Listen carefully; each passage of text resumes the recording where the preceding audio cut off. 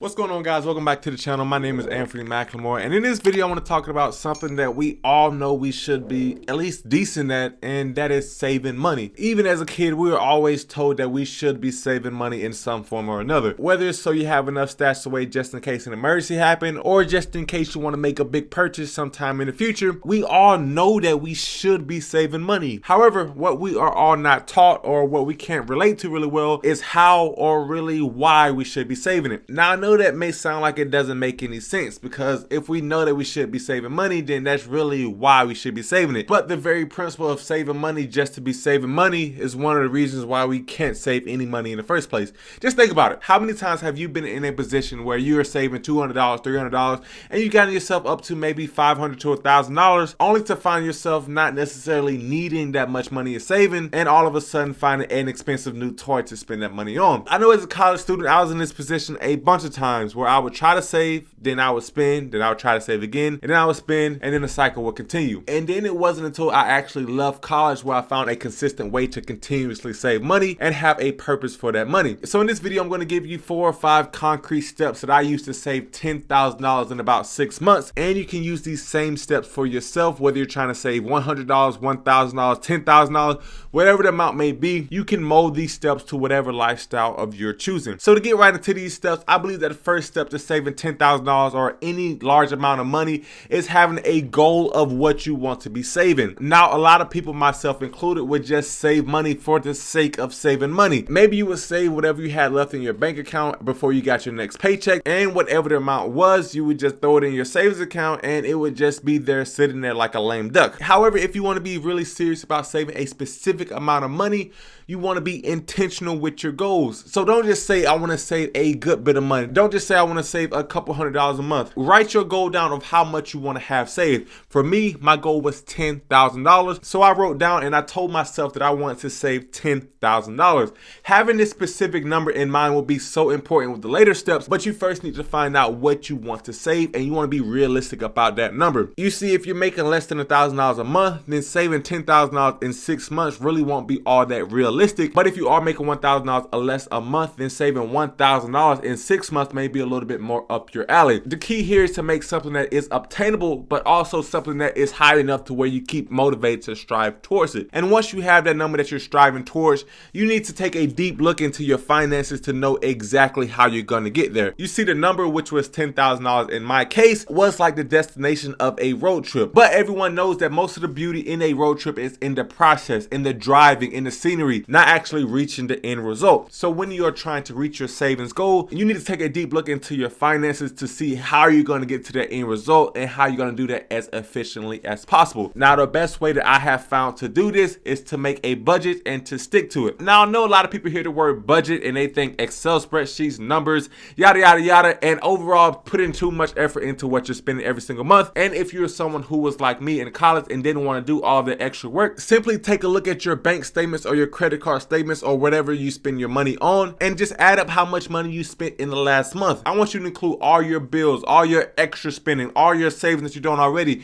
Include everything that came out of your account in that single month, and then subtract that from how much money that you paid. If that number that you spent is more than what you paid, then you're going to have to do a little bit more reconstruction before you actually start saving. But if that number is a little bit less than what you make, you still may have to do a little bit more reconstructing, but maybe not as intense as you would be if you're spending more than you make each month. And if you're asking how can you spend more than you make each month, the answer to that is simple, and that's by getting in credit card debt, which I won't talk about in this video. But if you want to see another video about that, then leave a comment down below and I will make another video about that. But when you start to look into your spending and start to create a budget for yourself, you really want to find out what you are spending money on that you don't necessarily need to be spending money on. This can be anything from eating out all the time, fast food drinks, Starbucks drinks, anything that is extra that seems like a small one-time $10 purchase that can add up over time to be $100 to $150 bill at the end of the month. One of the biggest things that I cut out early in my life that saved me a lot of money was actually getting haircuts. Now, I know I need a haircut right now, so this may not be the best topic to talk about, but in college, I invested in a decent set of hair clippers for myself, and I taught myself how to cut my own hair from home with the help of YouTube University, of course. Now, me being in a fairly densely populated town, haircuts could typically run anywhere from $30 to $50 each cut, and if you're getting a haircut 2 times a month, that can easily be a $60 to $100 bill every every month. Now, if we do a little bit of math here,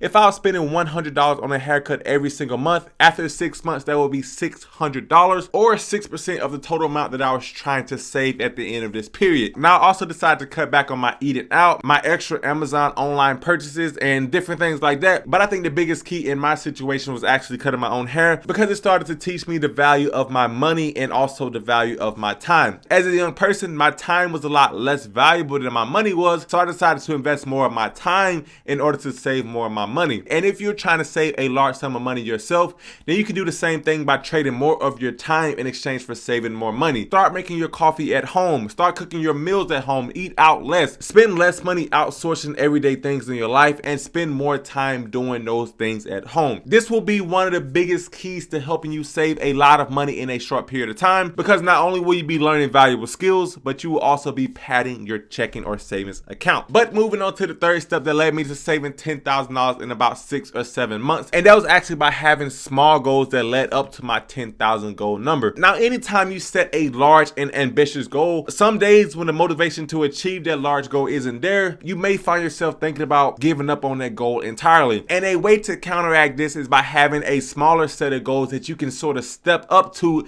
in order to achieve your big goals. What I mean by this is breaking down your big goal into smaller goals so that you can have something that you're constantly achieving and constantly pushing you toward achieving that big goal. If you're trying to save $10,000, you can set smaller $1,000 increment goals that helps you stay motivated to reaching your $10,000. Treat yourself when you save $1,000 by getting your favorite meal from your fast food restaurant. Treat yourself when you save $5,000 by buying something that you always wanted on Amazon. Not too expensive, of course, but something reasonable. The key here is to always have little victories that lead up to your big victory at the end. I use this exact same strategy with my YouTube channel. At the beginning of my YouTube channel, my sole goal was to be monetized. I set myself little incremental goals for watch time and subscribers that kept me motivated to reach that monetization threshold. Now, since then, I had to go back and reconstruct all of my goals because I now have much bigger goals, but I still have that incremental goal setting format that keeps me motivated for the entire time. And then once you have this, you can then move forward to the fourth step, which I think may be the most important step if you're going to be saving money.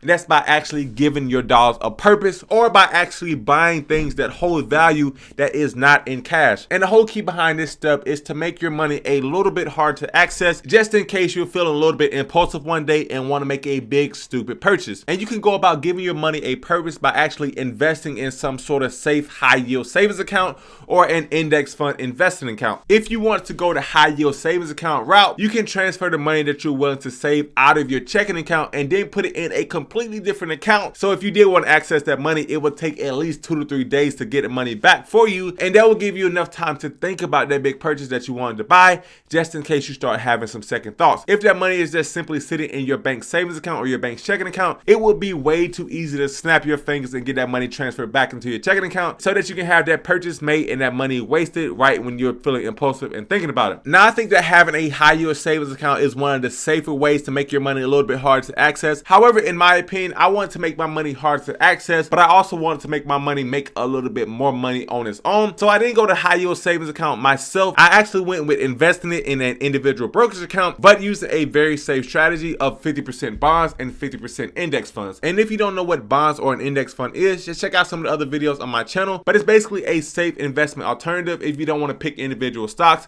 but you still want to get a decent return on your money. So what I would do when I wanted to save money is that I would automatically transfer money into this investment account in college. And because I was actually buying assets that appreciated in value, not only could I access that money in a day or two if I was feeling impulsive, but I was also gaining a little bit of interest on the money that I was investing, so that when I did want to use the money, it will be worth a little bit more. Now, there are obviously pros and cons to this, because if you needed that money immediately, then you wouldn't be able to access it. You would have to wait a few hours or even days. But in my opinion, I think that it is worth it because you're kind of sheltering yourself from your own emotions. And honestly, I think that we both can agree that humans can be a little bit unpredictable at times. So even though we maybe want to save a lot of money one day, the next day we may see something that we like and forget all of our savings goals. However, this all leads up to the last step that led me to saving $10,000 in about 6 months, and that was automation.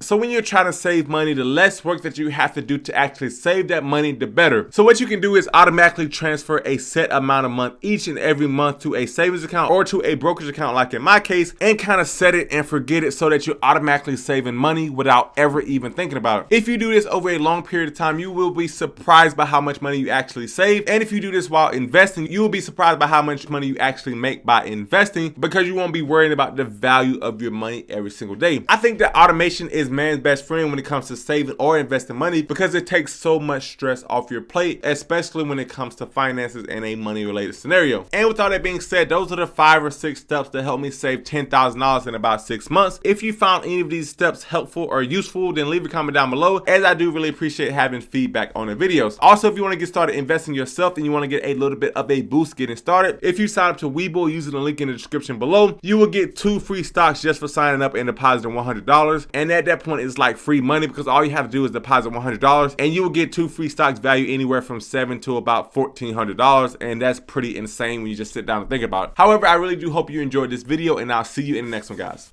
Peace.